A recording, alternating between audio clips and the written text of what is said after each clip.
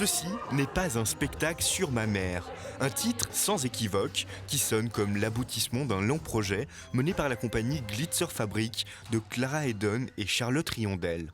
En 2018, elles partaient avec leur mère pour comprendre les principes de la transmission.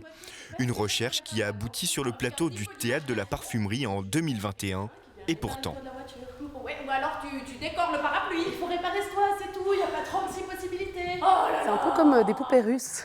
Le premier spectacle, Matrice, qui ne se sera jamais joué, a donné lieu à un film. Et les deux ont donné lieu à cette espèce de troisième volet de notre trilogie Malgré nous due au Covid, où on a décidé de ne pas refaire en fait Matrice, mais de faire encore une troisième étape pour essayer de parler de cette thématique de notre rapport à nos mères et de la transmission et de ces choses-là qu'on avait réfléchi en fait dans le premier projet. Maman, je peux pas tout garder.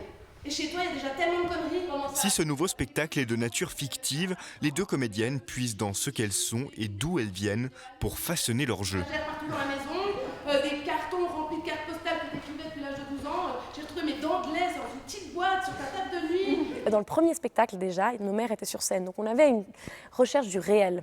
Mais en fait, mettre quelqu'un sur un plateau, ça le sublime forcément. Si nos mères sont là, c'est nos mères sur un plateau, donc sur un plateau théâtre, donc elles sont dans une posture.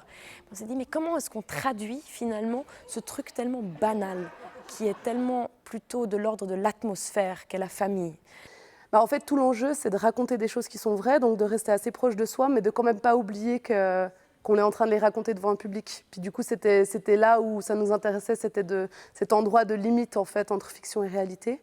Forcément que ça va chercher des émotions autres, nos propres contradictions, les choses pas réglées, mais je crois que c'est pas ça qui est au centre, c'est plutôt le partage de ces anecdotes qui finalement, plus elles sont particulières, plus elles sont universelles. Et parfois, le théâtre peut aider à évoluer dans la vie.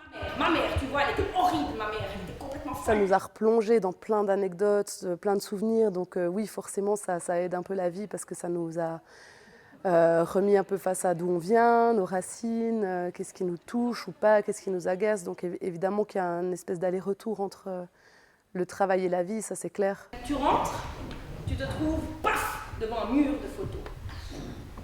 De photos de famille depuis 1675. Je ne suis pas sûre que tout le monde fasse réellement partie de la famille. Comment parler de ces relations qui ne sont pas que des relations mère-fille, qui sont aussi des relations qu'on peut retrouver dans des amitiés, dans des fratries, dans toute relation proche. Et du coup, on a essayé de transposer ça et de voir comment est-ce qu'on pouvait créer un nouveau dispositif qui incluait aussi le public dans cette histoire de transmission. Parce que si le sujet, c'est la transmission, au théâtre, c'est quand même ça qu'on fait aussi. On transmet à l'instant T quelque chose. Donc on voulait se mettre aussi à niveau zéro. Comment est-ce qu'on raconte des choses ici et maintenant, sans les sublimer finalement. Ceci n'est pas un spectacle sur ma mère, c'est à voir au Théâtre de la Parfumerie jusqu'au 22 janvier.